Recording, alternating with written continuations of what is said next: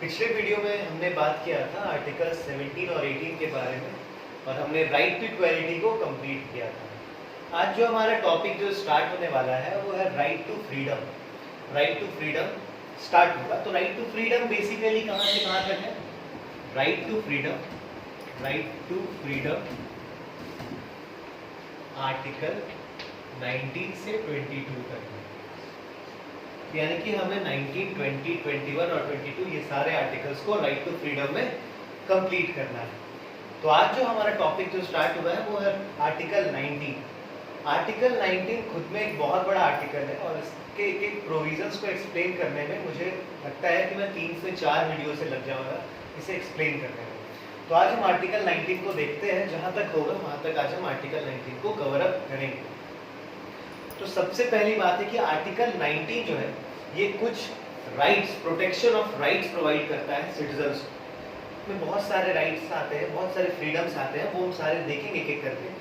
तो इसका कोई स्टैंडर्ड अगर आर्टिकल 19 का आप एक स्टेटमेंट कहिएगा तो वो नहीं है। सिंपली आप कह सकते हैं protection of certain rights of the citizens of India. ठीक है, जैसे कि freedom of speech and expression, freedom to assemble peacefully without arms और ऐसे ही हम आगे देखेंगे। इन सारे विषयों पर हम बात करेंगे। आर्टिकल 19 जो है हमारा, आर्टिकल 19 बेसिक स्ट्रक्चर का पार्ट है। बेसिक स्ट्रक्चर का पार्ट है। इसका मतलब है, हमने बताया था बेसिक स्ट्रक्चर का जो कंसेप्ट आया था वो केशवानंदा भारती केस से आया था, जिसमें सुप्रीम कोर्ट ने ये कहा था कि जो भी पार्लियामेंट है वो संविधान में अगर संशोधन करती है तो वो उन पार्ट्स में संशोधन कर सकती है जो बेसिक स्ट्रक्चर के पार्ट्स नहीं हो। अगर वो बेसिक स्ट्रक्चर के पार्ट्स को संशोधित कर रही है तो वो अनकॉन्स्टिट्यूशनल होगा और वॉइड होगा। तो आर्टिकल 19 हमारा बेसिक स्ट्रक्चर का पार्ट है। मतलब इसे कोई भी हटा नहीं सकता है, पार्लियामेंट कोई भी लॉ लाके इसे हटा नहीं सकती है। कुछ एक्स्ट्राऑर्डिनरी अगर सर्कमस्टांसेस रहे तब की बात अलग है, बट बेसिकली पार्लियामेंट अगर चाहेगी, उसका मन किया कि हम ये सारे जो प्रोविजंस हैं, जो फ्रीडम्स हम दे रहे हैं उसे हटा दें कोई लॉ पास करके, तो वो पॉसिबल नहीं है, क्योंकि ये बेसिक स्ट्रक्चर का पार्ट है जो कि केशवानंदा भारती से आया था। इसके बाद अगर हम देखें तो आर्टिकल 19 का जो क्लॉज 1 है, आर्टिकल 19 का जो क्लॉज 1 है, इसके अंदर 6 फ्रीडम्स दिए गए हैं। इसके अंदर कितने फ्रीडम्स दिए गए हैं? 6 फ्रीडम दिए गए हैं। तो कई बार क्वेश्चन क्या आता है, मैं आपको बता देता हूँ कि कंफ्यूज करने के लिए आपको क्वेश्चन क्या आता है। आपको लगता है कि ये 6 फ्रीडम्स आर्टिकल 19 में दिए हुए हैं, ये 6 फ्रीडम आर्टिकल 19 में दिए हुए हैं, और आप क्या करते हैं, अगर क्वेश्चन आपसे मान लीजिए पूछ लेता है कि right to move within the territory of India, ये कौन सा आर्टिकल में मेंशन है, आर्टिकल का नंबर बेसिकली आपसे पूछता है, तो होता क्या है कि आपको याद रहता है कि ये पहला फ्रीडम था, ये दूसरा था, ये तीसरा था, ये चौथा था, तो आप कर देते हैं आंसर में टिक कर देते हैं आर्टिकल 19 और वहां ब्रैकेट में आपको पहला ही ऑप्शन 4 मिलेगा, आप इसे तुरंत 4 कर देते हैं। तो ये गलत है, ये गलत है। ये जो 4 नहीं है, ये क्या है, ये आर्टिकल 19 के 1 के अंदर ही आता है। आर्टिकल 19 क्लॉज 1 के अंदर ये 6 है, ये उसके बाहर नहीं है, 1 के बाहर नहीं है। तो ये इसका आंसर क्या होता है, आर्टिकल 19 1। अब ये कौन सा नंबर का है, डी नंबर, 1D, ये आंसर होता है। तो इसका ध्यान रखिएगा कि क्या सीक्वेंस है मेरा, क्योंकि कई बार स्टेट पीसीएस में और यूपीएससी ने भी एक आध बार ऐसे सवाल पूछा है कि किस सीक्वेंस में है, और इसके नंबर से, सीधा आर्टिकल के नंबर से ये क्वेश्चन पूछते हैं। ये एक बात होगी। और ये जो फ्रीडम्स दिए गए हैं आर्टिकल 19 में, ये सारे सिटीजन्स को दिए गए, ऑल सिटीजन्स ऑफ इंडिया को दिए गए। तो क्या आर्टिकल जो हमारा 19 है वो क्या फॉरेनर्स, एलियंस के लिए अप्लाई होता है? नहीं। मैंने आपको बताया था कि कुछ ऐसे फंडामेंटल राइट्स हैं जो सिर्फ सिटीजन्स के लिए हैं, नॉन सिटीजन्स के लिए नहीं है। जैसे कि हमने बताया था आर्टिकल 15, 16, 19, 29 एंड 30। तो आर्टिकल 29 भी मेरा उसी के अंदर आता है। तो ये सिर्फ और सिर्फ सिटीजन्स ऑफ इंडिया के लिए ही अवेलेबल है।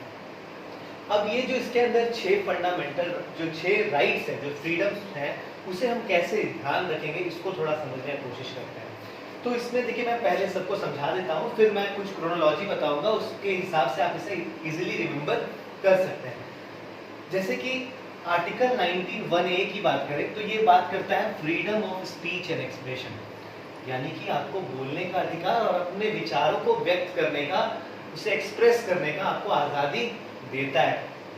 दूसरा क्या कहता है freedom to assemble peacefully without arms, मतलब आप कहीं भी असेंबल हो सकते हैं, मतलब आप 3, 4, 5 के समूह में कहीं भी असेंबल कर सकते हैं, लेकिन आपके पास कोई आर्म्स नहीं होना चाहिए और आपका जो मोटिव होना चाहिए, जो उद्देश्य होना चाहिए, वो कैसा होना चाहिए, पीसफुली होना चाहिए, वो पीसफुली असेंबली होनी चाहिए। तीसरी बात करें, अगर सी की बात करें तो ये बोलता है freedom to form association, union और कोऑपरेटिव सोसाइटी। ये बात करता है कि आपके पास आज़ादी है कि आप कोई एसोसिएशन बना सकते हैं, कोई यूनियन बना सकते हैं और कोऑपरेटिव सोसाइटी बना सकते हैं। बेसिकली कोऑपरेटिव सोसाइटी एक तरह का वॉलेंटरी ऑर्गेनाइजेशन होता है, मतलब यहाँ कोई कंपल्शन नहीं है, आपका इच्छा है, आप उस सोसाइटी के पार्ट होना चाहते हैं तो आप हो सकते हैं। और ये क्या काम करता है कि जो उसके मेंबर्स होते हैं, मान लीजिए मैं और मेरे कुछ 10 दोस्त मिलके एक ऑर्गेनाइजेशन बनाए, एक सोसाइटी बनाए और हमने डिसाइड किया कि हम एक दूसरे की मदद करेंगे, फाइनेंशियली भी हो गया, चाहे हर तरह से मदद करेंगे। तो बेसिकली कोऑपरेटिव सोसाइटी एक वॉलेंटरी ऑर्गेनाइजेशन होती है जो अपने मेंबर्स के वेलफेयर के बारे में सोचती है, उनके डेवलपमेंट के बारे में सोचती है। और ये जो वर्ड इंसर्ट किया गया था, ये कई बार एग्जाम में पूछता है, तो ये वर्ड 97th कॉन्स्टिट्यूशनल अमेंडमेंट में इसे इंसर्ट किया गया था। कई बार क्वेश्चन आता है कि कोऑपरेटिव सोसाइटी जो वर्ड है, ये आर्टिकल 19 में किस कॉन्स्टिट्यूशनल अमेंडमेंट एक्ट के थ्रू इसे इंसर्ट किया गया था, तो इसका आंसर होगा 97th कॉन्स्टिट्यूशनल अमेंडमेंट एक्ट, ये ध्यान रखिएगा। इसके बाद अगर हम डी की बात करें तो डी कहता है freedom to move within the territory of India, मतलब आपको आज़ादी है कि भारत का जो टेरिटरी है, जहाँ तक भारत की टेरिटरी है, वहाँ आप कहीं भी एक जगह से दूसरे जगह जा सकते हैं, ये आपको आज़ादी है। ऐसा नहीं है कि अगर मान लीजिए कि कोई व्यक्ति दिल्ली का है तो वो मुंबई नहीं जा सकता है, कोई व्यक्ति मुंबई का है तो वो कर्नाटक नहीं जा सकता, सभी को आज़ादी है, वो कहीं भी जा सकता है। उसके बाद ई की बात करें तो ये बोलता है freedom of resident and settlement, मतलब आपके पास आज़ादी है कि कहीं भी आप शरण ले सकते हैं और अपना वहाँ पे सेटलमेंट स्टार्ट कर सकते हैं, मतलब आप वहाँ रह सकते हैं। लेकिन इसके भी कुछ एक्सेप्शंस होते हैं, कई जगह हमारे यहाँ है कि जहाँ पे आप रेसिडेंस और सेटलमेंट नहीं कर सकते, वो हम बताएंगे आगे जब हम इस पर्टिकुलर यहाँ पर पहुँचेंगे तब। और लास्टली मेरा क्या कहता है, freedom of trade, profession, occupation and business, यानी कि आपके पास आज़ादी है कि आप कोई भी व्यापार कर सकते हैं, कोई भी ऑक्यूपेशन को चुन सकते हैं, कोई भी प्रोफेशन को चुन सकते हैं। ये बेसिकली मेरा कहता है, ये आर्टिकल 19(1) के ये सारे फ्रीडम्स। अब इसे ध्यान कैसे रखेंगे ये समझिए। तो एक बात कही जाती है, मैं आपको बताता हूँ कि जो आर्टिकल 19(1)(a) मतलब freedom of speech and expression, इसे एक वर्ड दिया गया है mother of all fundamental rights, mother of all fundamental rights, ठीक है। यानी कि इसे कह सकते हैं कि आप कि freedom of speech and expression जननी कह सकते हैं आप इसे, सारे फ्रीडम्स का या सारे फंडामेंटल राइट्स। फंडामेंटल राइट्स अगर आपको नहीं अच्छा लगता है तो आप फ्रीडम्स भी लिख सकते हैं यहाँ पे, ये फ्रीडम बात एक ही है। तो आखिरकार इसे ऐसा क्यों कहा गया, इसे थोड़ा समझने का कोशिश करिए। अगर मान लीजिए कि आपके पास freedom of speech and expression रहे ही ना, अगर आपके पास बोलने की और अपने विचारों को व्यक्त करने की आज़ादी रहे ही ना, तब क्या होगा। अगर मान लीजिए कि आप ये आज़ादी आपके पास नहीं है, आपके पास ये सारी आज़ादियाँ हैं। अब आप देखिएगा, अगर आप इस आज़ादी को देखेंगे, freedom to assemble peacefully without arms. अब एक बात बताइए कि आप पीसफुली कहीं पे अगर असेंबल करेंगे तो आप किसी पर्पस से ही करेंगे असेंबल, अपने विचारों को व्यक्त करने के लिए करेंगे। लेकिन आपके पास विचार को व्यक्त करने के लिए अगर आज़ादी आपकी छीन ली जाएगी तो क्या आप ये काम कर सकते हैं? नहीं कर सकते हैं। अगर मान लीजिए कि आपको अपना बिजनेस करना है, ट्रेड करना है, तो वहां पे भी आपको अपने विचारों को व्यक्त करना पड़ेगा दूसरों के साथ। लेकिन अगर मान लीजिए कि आज़ादी ही नहीं रहेगी आपके पास, तो क्या ये आज़ादी आपके पास रह सकती है? नहीं। उसी तरह अगर आप देखेंगे freedom to move within the territory of India, अगर मान लीजिए कहीं आप एक टेरिटरी से दूसरे टेरिटरी में गए और वहाँ पे आप वहाँ की जो सरकार है वो आपके साथ कुछ बदतमीजी कर रही है या फिर आपको वो सुविधा नहीं दे पा रही है, आपको सिक्योरिटी नहीं प्रोवाइड कर पा रही है, तो आप उसके खिलाफ बोलने हैं सोचेंगे। लेकिन आपके पास अगर स्पीच एंड एक्सप्रेशन ही नहीं है तो आप कुछ बोल सकेंगे? नहीं बोल सकेंगे। एक तरह से आप वहाँ के क्या हो जाएंगे? गुलाम हो जाएंगे। तो इसीलिए कहा गया है कि freedom of speech and expression mother of all freedoms है, मदर ऑफ ऑल फ्रीडम्स है। मतलब इसके बिना ये सारे का कोई मीनिंग नहीं है, इसके बिना ये सारे का कोई मीनिंग नहीं है। तो इसका मतलब ये है कि जो आर्टिकल 19(1) बी से एफ तक जो आर्टिकल्स है ये क्या इसको प्रोवाइड करिए, प्रोवाइड क्या कर रहे हैं, provides content to article 19(1)A। इसका मतलब है कि ये जो सारे आपके फ्रीडम्स है ये क्या प्रोवाइड कर रहे हैं, कंटेंट प्रोवाइड कर रहे हैं। मतलब freedom of speech and expression को एक ब्रॉड व्यू दे रहे हैं, इसको एक बहुत ही ब्रॉड एंगल दे रहे हैं। इसका मतलब ये है, अब देखिए समझिए, अगर आपको ये समझ में आएगा तो आपको ये इजीली समझ में आएगा। अब आप देखिए आप इसे रिमेंबर कैसे करिएगा। तो freedom of speech and expression, अगर आपके पास बोलने, विचार को व्यक्त करने और बोलने की आज़ादी है, तो आप मान लीजिए कि मेरा मन किया कि मैं सरकार के खिलाफ, मुझे लग रहा है कि ये सरकार जो कोई पर्टिकुलर काम कर रही है वो सही नहीं कर रही, तो मैं अपने ओपिनियन को, अपने विचारों को व्यक्त करूंगा। अब जब मैं अपने विचारों को व्यक्त करूंगा तो हो सकता है कि मेरे विचारों से कुछ लोग इन्फ्लुएंस हो जाए, कुछ लोग क्या हो जाए, इन्फ्लुएंस हो जाए। तो मैं उनसे बात करूंगा और कहूंगा कि देखो तुम्हारा भी जो विजन है वो मेरे विजन से मिलता है और तुम भी सरकार का विरोध कर रहे हो। तो अब हम क्या करते हैं कि चलो हम लोग एक पीसफुली, एक इसी तरह हम लोग, जैसे कि अगर मैं अकेला जाऊंगा तो कोई मेरी बातों को नहीं सुनेगा, लेकिन मैं अगर 10 लोग, 15 लोग, 20 लोग को लेके जाऊंगा तो उसका एक इम्पैक्ट हो सकता है कि बड़े पॉपुलेशन पे पड़े। तो हम क्या करेंगे, फ्रीडम टू असेंबल पीसफुली करेंगे। अब ऑब्वियस वाली बात है कि अगर मान लीजिए कहीं 10 का भीड़ जा रहा है, अगर वो गन लेके आपके सामने खड़ा हो जाएगा तो जो सामने जो जनता सुनने वाली थी वो भी नहीं सुनेगी आपको, वो तो डर के भाग जाएगी, उसे लगेगा कि आप आतंकवादी हैं, आप उसे मारने के लिए आए हैं। तो हमें कैसे असेंबल होना पड़ेगा, पीसफुली असेंबल होना पड़ेगा।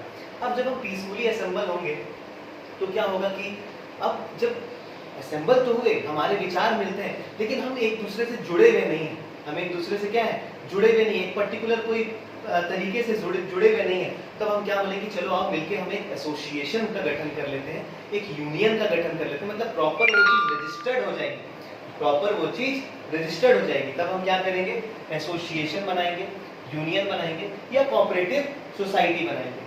यानी कि ये तीनों आपस में रिलेटेड है। यानी कि सबसे पहले क्या आना चाहिए, हमारे पास विचारों को व्यक्त करना चाहिए, फिर अपने विचारों को कई लोगों से साझा करना होगा, फिर साझा करने के बाद हमें आपस में असेंबल होना पड़ेगा। असेंबल जब हो जाएंगे तो उसके बाद हमें एसोसिएशन का निर्माण करना होगा। अब देखिए जब हमारा एसोसिएशन बन चुका है तब अब हम क्या करेंगे, उस एसोसिएशन को बोलेंगे कि ऐसा करो, उसमें से कुछ लोगों को बोलेंगे कि अब ये तो एसोसिएशन एक पर्टिकुलर जगह पे रजिस्टर्ड है ना, अब हम कहेंगे कि हमें अगर बड़े लेवल पे चेंज लाना है तो हम कहेंगे कि जाओ तुम भारत के अलग अलग देशों में जाओ, अलग अलग मतलब प्रदेशों में जाओ और अपने विचारों को व्यक्त करो। तो फिर हम क्या करेंगे, freedom to move within the territory of India. लेकिन हमारे पास ये आज़ादी होनी चाहिए ना, तभी ना हम एक टेरिटरी से दूसरे टेरिटरी में जा सकते, एक टेरिटरी से दूसरे टेरिटरी में जा सकते और विद इन द टेरिटरी जा सके। अब जब लोग एक जगह से दूसरे जगह जब जाएंगे तब क्या होगा, फिर हो सकता है कि उन्हें कुछ लोगों को वहाँ पे जिस जगह में वो गए वो जगह उन्हें अच्छा लगने लगा तो वो सोचते हैं कि हम ऐसा करते हैं, हम यहीं सेटल हो जाते हैं और यहीं से अपने कार्य को चलाएंगे। तो वो क्या करेंगे, वहाँ पे रेसिडेंस लेंगे और सेटलमेंट करेंगे। और जब रेसिडेंस और सेटलमेंट वो कर लेंगे तो अब रहने के लिए तो भाई पैसा चाहिए ना, पैसा चाहिए घर चलाने के लिए, तो फिर वो क्या करेंगे, ट्रेड करेंगे या फिर कोई प्रोफेशन चुनेंगे या ऑक्यूपेशन कोई पर्टिकुलर लेंगे या फिर बिजनेस करेंगे। तो समझिए कि freedom of speech and expression से हम चले और कहाँ तक अपना एंड कर दिए, freedom of trade, profession, occupation and business तक की। अब एक चीज ध्यान रखिए, आपको अगर मैंने बताया था कि अगर आपको कभी भी कुछ प्रिविलेजेस दिया जाता है, मतलब कुछ पॉजिटिव चीजें आपके साथ होती है, मतलब प्रिविलेजेस आपको दिया जाता है तो वो एक पॉजिटिव कंसेप्ट होता है, मैंने बताया था आर्टिकल 14 में। और जब आपके साथ कुछ प्रिविलेजेस नहीं दिए जाते हैं तो वो नेगेटिव कंसेप्ट होता है। जैसे कि मैंने बताया था कि इक्वालिटी बिफोर लॉ एक नेगेटिव कंसेप्ट था क्योंकि वहां पे प्रिविलेजेस नहीं थी, लेकिन इक्वल प्रोटेक्शन ऑफ लॉ में हम क्या बताए थे कि वो एक पॉजिटिव कंसेप्ट है क्योंकि वहां पे प्रिविलेजेस दिया गया था कि जो लोअर सेक्शन ऑफ सोसाइटी है उससे आप अपलिफ्टमेंट के लिए कुछ उनके लिए स्पेशल प्रोविजंस बना सकते हैं, जो आर्टिकल 15 और 16 में हमने देखा था। अब देखिए ध्यान से, यहाँ पे भी क्या हो रहा है कि हम इन्हें इतना छूट दे रहे हैं, इतनी आज़ादी दे रहे हैं। अब ध्यान रखिएगा कि अगर आपके घर में कोई बच्चा है, आप अगर उससे बहुत ज़्यादा छूट दे रहे हैं तो आप उस पर क्या करेंगे, रिस्ट्रिक्शन लगाएंगे। जैसे कि जैसे कि अगर आप मान लीजिए, जैसे कि आप मान लीजिए कि आपके घर में एक बच्चा है, आपने बच्चे को कहा कि जाओ तुम थोड़ा खेल कर आओ, बाहर से खेल कर आओ। तो आपने कहा कि तुम 2-3 घंटे, आपसे ये तो नहीं बोलेंगे कि तुम जाओ खेल कर आओ, जब मन करे तब आना। आप उसे कहेंगे कि जाओ तुम 2 घंटे खेल के आओ या घूम कर आओ, लेकिन तुम 7 बजे या 6 बजे तक घर आ जाना। तो बच्चे के दिमाग में क्या है कि हाँ मुझे आज़ादी तो मिली, बट मेरे साथ ये क्या आ गया, रिस्ट्रिक्शन आ गया, मेरे साथ मेरे गार्जियन ने मुझे कंट्रोल करने लगे। तो बात यहाँ पे भी वही है, यहाँ पे अगर आपको आज़ादियाँ दी गई है, कुछ पॉजिटिव कंसेप्ट आपको दिए गए हैं, कुछ प्रिविलेजेस दिए गए हैं, तो आपके साथ क्या आएगा, रिस्ट्रिक्शन आएगा। यार एक कॉमन कंसेप्ट बना लीजिए कि जब कभी भी आपको अगर प्रिविलेजेस दिया जाता है या फिर कुछ छूटें दी जाती हैं संविधान में, तो उसके साथ एक रिस्ट्रिक्शन वहाँ आएगा ही आएगा। जैसे कि बहुत सारे फंडामेंटल राइट्स है जहाँ पे रिस्ट्रिक्शन होता है, अब वो फंडामेंटल राइट रिस्ट्रिक्ट किया जा सकता है, मतलब उस पर रोक लगाया जा सकता है कुछ पर्टिकुलर कंडीशंस पे। तो यहाँ पे भी जो फंडामेंटल, ये 6 फंडामेंटल हमने देखा, ये 6 फ्रीडम्स जो देखा बेसिकली हमने, ये 6 फ्रीडम्स पे रोक लगाया जा सकता है। तो ये कब लगाया जाएगा, ये हम बात करेंगे आर्टिकल 19, जब आर्टिकल 19 क्लॉज 2 के बारे में बात करेंगे। तो बेसिकली आर्टिकल 19 क्लॉज 2 ये सारे रिस्ट्रिक्शनों के बारे में डील करता है, तो उनके बारे में बात करेंगे। लेकिन उससे पहले हमें सिर्फ इतना नहीं जानना है, ये इतना सिंपल नहीं है कि freedom of speech and expression मतलब विचार को बोलना या व्यक्त करने की आज़ादी, ये इतना सिंपल नहीं है। Freedom of speech and expression में बहुत सारी चीज़ें आती हैं, उसमें भी किस किस चीज़ की आज़ादी है आपको, वो भी हम देखेंगे एक एक करके। पहले आप इसे नोट डाउन कर लीजिए, फिर हम आगे बात करते हैं। अब हम देखते हैं आर्टिकल 19(1)(a) के बारे में, जो कहता है freedom of speech and expression. तो किसके बारे में जिक्र करता है, freedom of speech and expression. ये खुद में बहुत बड़ा टॉपिक है, तो उसको ध्यान से समझिए। जनरली जब भी freedom of speech and expression आता है, तो freedom of speech and expression अकेले नहीं आता है। अगर freedom of speech and expression आ रहा है तो आपको आर्टिकल 21 का भी जिक्र करना होगा। अगर मान लीजिए कि मेंस में कोई क्वेश्चन आता है आर्टिकल 19(1) मतलब freedom of speech and expression पे क्वेश्चन आता है, तो आपको आर्टिकल 21 का भी जिक्र करना होगा। मैं समझाता हूँ कैसे, भी आपको लग रहा हो कि कैसे मैंने उसे लिंक किया है, उसे मैं आपको क्लियर करता हूँ। Article 19(1) is linked with article 21, और ये देखिए दोनों ही जब तक आपस में जब मिलेंगे तो एक वेलफेयर स्टेट, एक अच्छा स्टेट जहाँ पे डेवलपमेंट बहुत ज़्यादा होगी, तो ये दोनों के कॉम्बिनेशन से ही ये जो एक्सलरेशन होता है डेवलपमेंट का वो बढ़ता है। अब देखिए कैसे, जैसे कि अगर मान लीजिए आर्टिकल 21 का अगर हम बात करें, तो आर्टिकल 21 में एक राइट आता है, right to life, right to life, right to life, article 21 मतलब जीने का अधिकार, ठीक है, राइट टू लाइफ, जीने का अधिकार, ठीक है। लेकिन आर्टिकल स्पीच एंड एक्सप्रेशन को अगर मान लीजिए आपको दबा दिया गया, मान लीजिए आपके आर्टिकल स्पीच को छीन लिया गया और आपको आर्टिकल 21 हम प्रोवाइड कर रहे हैं, तो क्या आपका राइट जो आप जीना चाहते हैं, इंसान जीता कैसे है, उसका जिंदगी वो अच्छे से तभी जी पाएगा जब उसके पास पूरी आज़ादी हो जीने की, उसकी ज़िंदगी अच्छे से बीते, उस पर कोई रिस्ट्रिक्शन ना हो, कोई दबाव ना हो, तभी वो जी सकता है। मतलब एक डिग्निटी के साथ वो जिए, मतलब वो एक डिग्निटी के साथ जिए, तो मतलब उसकी जो लाइफ होगी वो सिर्फ लाइफ नहीं है, वो एक डिग्निफाइड लाइफ होनी चाहिए, मतलब एक इज्जत होना चाहिए उसकी ज़िंदगी में जो उसको मिलते रहना चाहिए। तो अगर मान लीजिए कि आपका स्पीच एंड एक्सप्रेशन को ही हम छीन लेंगे, तो क्या आपका आर्टिकल राइट टू लाइफ जो है आर्टिकल 21 है, उसका कोई मीनिंग बनता है? नहीं बनता है। इसका मतलब है कि आर्टिकल 21 तो कहता है राइट टू लाइफ, लेकिन सुप्रीम कोर्ट ने कहा है कि इसका मतलब सिर्फ राइट टू लाइफ नहीं है, इसका मतलब है right to dignified life, dignified life. मान लीजिए मैं हूं और जो स्टेट गवर्नमेंट है ये क्या करे, मेरे पे कुछ कभी एक्शन ले ले और एक्शन लेने के बाद मेरे को केस वेस कुछ कर दे, और उसके बाद मान लीजिए कि उस केस में कुछ मैं गिल्टी पाया नहीं गया, लेकिन उसके कारण मेरी प्रॉपर्टीज, मेरी इज्जत सभी कुछ चली गई, और उसके स्टेट मुझे कोई कॉम्पनसेशन या कुछ भी नहीं दे रहा है, बस कह दे कि ठीक है तुम अब जिंदा रहो, कोई प्रॉब्लम नहीं है, तुम अच्छे से बस तुम अब रहो जिंदा, लेकिन मेरे पास ना पैसा है ना इज्जत है सोसाइटी में, तो मैं क्या जिंदगी जी पाऊंगा? अच्छे से नहीं जी पाऊंगा। मेरे पास आर्टिकल 21 है लेकिन उसका कोई फायदा नहीं है, क्योंकि वो डिग्निटी नहीं है मेरे पास, वो डिग्निटी नहीं है। तो सुप्रीम कोर्ट ने कहा कि आपको जब 21A के बारे आप बता रहे हैं तो आर्टिकल 19(1) होना चाहिए। अगर मुझे बोलने का ही अधिकार नहीं दिया जाए तो मैं क्या अपनी ज़िंदगी को अच्छे से बिता सकता हूँ? नहीं बिता सकता हूँ। तो इसलिए ध्यान रखिएगा कि जो freedom of speech and expression है वो आर्टिकल 21 से क्या हो जाता है? इंटरलिंक्ड हो जाता है। ये मेरी बात थी। यानी कि इसका मतलब है कि अगर आर्टिकल 1A नहीं रहेगा, without article 19(1A there is no meaning of article 21। Article 21 का कोई अस्तित्व ही नहीं है, वो अस्तित्व ही नहीं। अब जैसे कि इसका मतलब इसमें बहुत सारे केसेस सुप्रीम कोर्ट में जैसे कि आए थे कि क्या राइट टू डेथ भी आर्टिकल 21 का पार्ट होना चाहिए, मरने का अधिकार। उसमें भी बहुत सारे केसेस आए थे कि जैसे कि कुछ लोग कोमा में पड़े रहते हैं बहुत दिनों से, तो उनपे ऐसे भी वो जिंदा ही नहीं है, मतलब एक तरह से वो, या फिर कुछ ऐसे लोग होते हैं जिनके शरीर से वो असक्षम है अपनी जिंदगी को जीने के लिए, बट फिर भी वो जी रहे हैं, जिन्हें जो मरना चाहते हैं, लेकिन तो क्या उन्हें हम मार सकते हैं? या अगर वो चाहें कि मुझे मरना है तो क्या हम उन्हें मार सकते हैं? तो ये सारी बातें बेसिकली आर्टिकल 21 में आएंगी। तो वहाँ पे आपको मैं बताऊंगा कि क्या प्रिंसिपल्स है और क्या प्रोविजन सुप्रीम कोर्ट ने कुछ दिए हैं।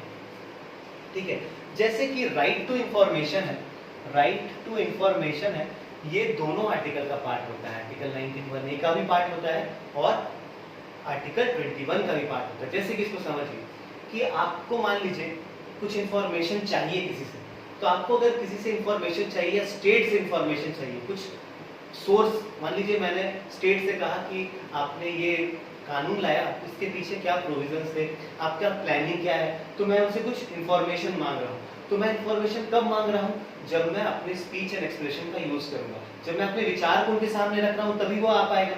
तो ये किसका पार्ट हो गया? आर्टिकल 19(1) से तो इंटरलिंक्ड हो गया। अब आर्टिकल 21 का क्या पार्ट है कि मैं उनसे ये इंफॉर्मेशन मांगने गया, अब ये इंफॉर्मेशन का हो सकता है कि मेरी जिंदगी पे कुछ असर पड़े, हो सकता है कि वो जो कुछ लॉ या कानून ला रहे हैं या कुछ ऐसा उनका ऑर्डर आया है जिससे मेरे जिंदगी पर खतरा है, तो वो क्या है, मेरे आर्टिकल 21 को वायलेट करेगा। तो बेसिकली राइट टू इंफॉर्मेशन जो है वो किसका पार्ट है? दोनों का पार्ट आता है, 19 का भी पार्ट है और 21 का भी पार्ट है। तो अब आर्टिकल 19(1) मतलब freedom of speech and expression के अंदर बहुत सारे राइट्स आते हैं। तो एक तरह का ये कैसा राइट है? कंपोजिट राइट है। ये कैसा राइट है? कंपोजिट राइट है। हम देखते हैं कि ये इसके अंदर कौन कौन से राइट्स आते हैं, उसके बारे में बात करेंगे और एक एक करके उनके सारे राइट्स को डिटेल में चर्चा करेंगे। तो आप पहले से नोट कर लीजिए, फिर हम ये कंपोजिट राइट्स पर बात करेंगे। तो आर्टिकल 19(1) को मैंने बताया कि एक तरह का कंपोजिट राइट है, इसके अंदर बहुत सारे राइट्स आपको अवेलेबल है। जैसे कि इसके अंदर है राइट टू एक्सेस इंफॉर्मेशन, मतलब आप इंफॉर्मेशन कहीं से भी निकाल सकते हैं, मतलब उसकी आज़ादी आपको दी गई है। अब वो इंफॉर्मेशन इंटरनल भी हो सकता है, एक्सटर्नल भी हो सकता है। इंटरनल मतलब मान लीजिए कि कुछ ऑफिशियल्स, कुछ मान लीजिए कुछ ऑफिस है, उसके अंदर का कुछ इंटरनल आपको इंफॉर्मेशन चाहिए, तो वो भी आप निकाल सकते हैं, बट प्रॉपर प्रोसेस के साथ। और कुछ एक्सटर्नल इंफॉर्मेशन होते हैं, जैसे कि सरकार क्या काम करना चाह रही है, क्या लॉ लाने वाली है, ये सब सारे एक्सटर्नल इंफॉर्मेशन में आ जाते हैं। और आरटीआई भी इसी के अंदर में आता है, और आरटीआई भी किसके अंदर में आता है? इसी के अंदर में आता है। तो कभी कभी पूछता है कि जो आरटीआई है, यानी कि राइट टू इंफॉर्मेशन है, क्या ये फंडामेंटल राइट है? तो हाँ, राइट टू इंफॉर्मेशन कैसा है? फंडामेंटल राइट है। ये भी कैसा आपका है? फंडामेंटल राइट है। तो इस फंडामेंटल राइट को ताकत देने के लिए और इसके किस वे से आप आरटीआई के थ्रू इंफॉर्मेशन को कलेक्ट कर सकते हैं, ये कौन बताता है? हमारा आरटीआई एक्ट। आरटीआई एक्ट बताता है। जैसे कि आरटीआई को पावर देने के लिए कौन क्या लाया गया? आरटीआई एक्ट लाया गया, जो एक प्रोविजंस बताता है, एक मैकेनिज्म बताता है, जिसके थ्रू आप जाएंगे तो आपको इंफॉर्मेशन प्रोवाइड की जाएगी और आपके इंफॉर्मेशन को डिनाई नहीं किया जा सकता। मान लीजिए मैंने आरटीआई के साथ के समझ गया और मैंने उसको एक लेटर लिखा कि मुझे ये इंफॉर्मेशन चाहिए, तो वो मुझे इंफॉर्मेशन देगा। वो उसका मतलब वो इसका एक तरह से रिस्पॉन्सिबिलिटी है मुझे इंफॉर्मेशन प्रोवाइड करना। क्यों? क्योंकि आरटीआई एक तरह कैसा है? मेरा फंडामेंटल राइट है। अब बात करते हैं, बेसिकली आरटीआई न्यूज में भी था पिछले साल, क्योंकि ये पार्लियामेंट ने क्या किया था कि पार्लियामेंट में जो आरटीआई के कुछ ऑफिसर्स थे, जैसे कि CIC chief commissioner officer, CIC chief information commissioner और आईसी इंफॉर्मेशन कमिश्नर्स के क्या किया था? उसने सिक्योरिटी ऑफ टेन्योर को घटा दिया था उनके सैलरी अलाउंसेस में चेंज किए थे। तो अपोजिशन ने क्या कहा था कि आप जो ऊपर जो पद पे बैठे हुए हैं, जो आरटीआई के ऊपर एक पद पे बैठे हैं, जैसे कि सीआईसी हो गया या आईसी हो गया, अगर आप उनके सिक्योरिटी ऑफ टेन्योर, मतलब सिक्योरिटी ऑफ टेन्योर का मतलब कहने का मतलब हुआ कि मान लीजिए कोई जॉब्स ऐसे होते हैं गवर्नमेंट में जहाँ आपको बताया जाता है कि हाँ 60 एज तक रिटायर करेंगे, वहाँ तक आपको सिक्योरिटी मिली हुई है कि मतलब आपके पास जॉब के सिक्योरिटी है 60 साल तक। लेकिन कुछ जॉब ऐसे होते हैं जहाँ पे सिक्योरिटी नहीं होती है, जहाँ पे वो आप किसी के प्लेजर पे काम करते हैं। मतलब मान लीजिए प्रेसिडेंट ने आपको अपॉइंट किया तो उसमें लिखा रहेगा कि जब तक प्रेसिडेंट का मन करेगा तब तक, अगर प्रेसिडेंट चाहता है आपको हटाना तो वो हटा सकता है। तो उसने क्या किया, इस बार संशोधन में क्या आया कि पहले आरटीआई के जो सीआईसी और आईसी ऑफिसर्स थे उन्हें क्या मिला हुआ था, सिक्योरिटी ऑफ टेन्योर पहले था, बट रिसेंट जो चेंजेस लाया उसमें क्या होगा कि उनके सिक्योरिटी ऑफ टेन्योर को हटा दिया गया और उनके सैलरी अलाउंसेस में भी चेंजेस किए गए। वो एक अलग डिस्कशन का पार्ट हो जाता है। तो जो अपोजिशन पार्टी थी उसने बहुत हंगामा भी किया था कि ये आरटीआई के पावर को कम करना चाह रहा है, जो सरकार है वो आरटीआई के पावर को कम करना चाहती है, डेमोक्रेसी पे खतरा है, ऐसे बहुत सारी बातें उसने कही। बट हालांकि कुछ फायदा नहीं हुआ क्योंकि सरकार के पास मेजॉरिटी थी और सरकार फिलहाल उस समय कुछ भी कर सकती थी। तो ये मेरा हो गया राइट टू एसेस इंफॉर्मेशन। इसके बाद जो बहुत इंपॉर्टेंट आता है कि right to be informed opinion. Informed opinion का मतलब ये है कि आपको किसी भी इंफॉर्मेशन मतलब आप इन्फॉर्म्ड है, आप एक तरह से उस चीज के बारे में जानते हैं और एक पर्टिकुलर ओपिनियन के बारे में जानते हैं। आपको ये पॉइंट ज्यादा क्लियर आएगी जब आप किसी पर्टिकुलर केस को समझेंगे। जैसे कि in association for democratic reform case, एक पर्टिकुलर केस है जो सुप्रीम कोर्ट में आई थी। इसमें बात ये हुआ था कि जैसे कि कुछ पॉलिटिकल पार्टीज हैं, तो पॉलिटिकल पार्टीज जो कंटेस्टिंग कैंडिडेट्स होते हैं, मतलब जिस कैंडिडेट्स को वो टिकट देती है, उस कैंडिडेट्स के सारे जो भी इनकम का सोर्स है, कितना उसके पास पैसा है, कितना उसके जो डिटेल्स है, बेसिकली उसके डिटेल्स हो गए, चाहे रिकॉर्ड्स हो गए, क्रिमिनल रिकॉर्ड्स हो गया, डिटेल्स हो गया, वो सारे को क्या मांगा था। सुप्रीम कोर्ट कहा कि ये आपको देना पड़ेगा। जो भी कंटेस्टिंग कैंडिडेट होगा, अगर मान लीजिए मैं चुनाव लड़ने जा रहा हूँ तो मुझे पॉलिटिकल पार्टीज को अपने सारे इंफॉर्मेशन देने पड़ेंगे कि मेरा एसेट कितने का है, मेरा मतलब मेरे घर में कितने, मेरी प्रॉपर्टी कितने की है, मेरे घर में कितने लोग हैं, फिर मेरे पर कोई क्रिमिनल चार्जेस लगे हैं या नहीं लगे हैं पहले, तो वो सारे रिकॉर्ड्स को मुझे क्या करना पड़ेगा, देना पड़ेगा। तो बेसिकली यहाँ पे क्या हो रहा है कि आप पॉलिटिकल पार्टी को दे रहे हैं, तो पॉलिटिकल पार्टी या वो जो संगठन है उसके पास ये क्या है, आज़ादी है कि वो आपके बारे कंप्लीटली वो जान सके, इन्फॉर्म्ड ओपिनियन आपके बारे में वो क्या कर सके, अच्छे से जान सके। तो बेसिकली ये मेरा केस था, association for democratic reform case. इसके बाद एक इंपॉर्टेंट केस आया था जिसे बोलते हैं पीयूसीएल केस बोलते हैं, और पीयूसीएल केस रिलेटेड होता है आपका नोटा से। पीयूसीएल केस में क्या हुआ था ये बताता हूँ मैं, कि जो आपकी जो इलेक्शन कमीशन थी, इलेक्शन कमीशन क्या कर रही थी कि जैसे कि कभी भी वोटिंग होती थी, तो वोटिंग होने से क्या होता था कि सभी लोग तो वोटिंग नहीं करते, 100% वोटिंग तो होती नहीं है।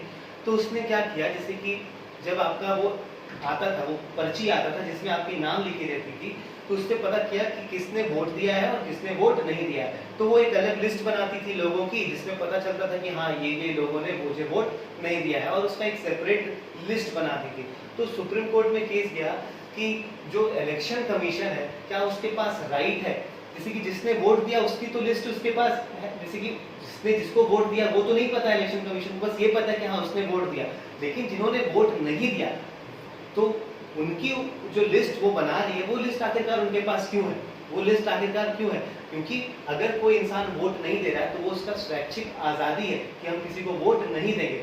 तो सुप्रीम कोर्ट ने कहा कि वोट नहीं देना भी एक तरह से क्या है, खुद में आज़ादी है। तो उसको देखते हुए एक अलग से ऑप्शन आपकी ईवीएम मशीन में डाला गया, नोटा। मतलब आप जो भी कैंडिडेट्स हैं उसके अलावा किसी अदर्स पे कर रहे हैं, मतलब आप उनमें से संतुष्ट नहीं है कि ये लोग मेरे शहर में डेवलपमेंट कर सकते हैं। तो basically right to vote, right not to vote को भी सुप्रीम कोर्ट ने क्या कहा, ये करना क्या है, फंडामेंटल राइट है। तो उसी को इम्प्लीमेंट करने के लिए आपका नोटा का प्रोविजन लाया गया। उसके बाद जो एक और इम्पोर्टेंट केस आया वो है पब्लिक इंटरेस्ट फाउंडेशन केस। इसमें क्या कहा गया, इसमें ये कहा गया कि देखा गया था कि कुछ दिनों से हाल के दिनों में जो पॉलिटिकल पार्टीज थी, वो जो कंटेस्टिंग कैंडिडेट्स थे, जो कैंडिडेट्स चुनाव लड़ रहे थे, उनमें से वो मैक्सिमम को क्रिमिनल रिकॉर्ड जिन पे थे, ज्यादातर टिकट उन्हें ही मिल रहे थे।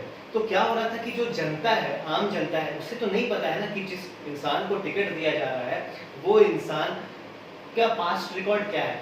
तो सुप्रीम कोर्ट ने ये गाइडलाइन दी सारे पॉलिटिकल पार्टीज को कि आप जिसे भी टिकट दीजिएगा, आप जिस इंसान को भी आप टिकट दे रहे हैं, उसका सारा क्रिमिनल रिकॉर्ड्स और जो भी उसका कंप्लीट डेटा है उसे आप अपने वेबसाइट में आपको क्या करना पड़ेगा, अपलोड करना पड़ेगा, ताकि कोई भी अगर इंसान, अगर मान लीजिए मुझे वोट करना है तो मैं वेबसाइट में जाकर के देख सकता हूँ कि अच्छा इस कैंडिडेट को इस कॉन्स्टिट्यूएंसी से चुना, मतलब टिकट दिया गया है और इसका ये क्रिमिनल रिकॉर्ड से ये पीछे का रिकॉर्ड रहा गया। फिर मुझे क्या है कि मुझे उस कंटेस्टिंग कैंडिडेट के बारे में क्या मिल गया, इंफॉर्मेशन मिल गया, ताकि मैं वोट दूंगा तो मैं सोच समझकर वोट दे सकता हूं। तो ये एक सुप्रीम कोर्ट का केस था जो पब्लिक इंटरेस्ट फाउंडेशन केस था। इसके बाद जो एक और केस जो इसी से रिलेटेड आता है इन्फॉर्म्ड ओपिनियन से, वो आता है Tata press limited case. Tata press limited case में क्या कहा गया ये मैं बताता हूँ। ये बेसिकली ये जो केस था ये डील करता था एडवर्टीजमेंट से रिलेटेड डील करता था। तो जैसे कि इसमें केस में ये आया था कि एडवर्टीजमेंट जो होता है, एडवर्टीजमेंट को क्या आज़ादी कि वो कुछ भी एडवर्टाइज करके दिखा दे, जैसे कि टीवी पे कोई भी किसी भी प्रोडक्ट का अगर एडवर्टीजमेंट चलता है तो क्या उसके पास आज़ादी है कि वो क्या सभी जो भी मतलब जो एडवर्टीजमेंट के बारे में है वो क्या कंप्लीटली उसके बारे में बता सकती है, कुछ भी बता सकती है, सही गलत वो तो कुछ भी हो सकता है ना। तो ये केस सुप्रीम कोर्ट में गया, तो वहां पे सुप्रीम कोर्ट ने कहा कि एडवर्टीजमेंट भी जो होता है उसका दो पर्पस होता है। एक पर्पस तो कमर्शियल पर्पस होता है। कमर्शियल पर्पस कहने का मतलब ये हुआ कि उससे अपने प्रोडक्ट का ब्रांडिंग करना है, ब्रांड वो करना चाहता है, उसे लोगों तक पहुंचाना चाहता है। तो उसने कहा, और दूसरा जो फंडामेंटल जो दूसरा जो एडवर्टीजमेंट का पार्ट रखा वो ये रखा कि हो सकता है कि जो प्रोडक्ट है उसके केमिकल कंपोजिशंस कुछ और है, उसका प्रोडक्ट का जो डिटेल्स है वो एक अलग पार्ट हुआ।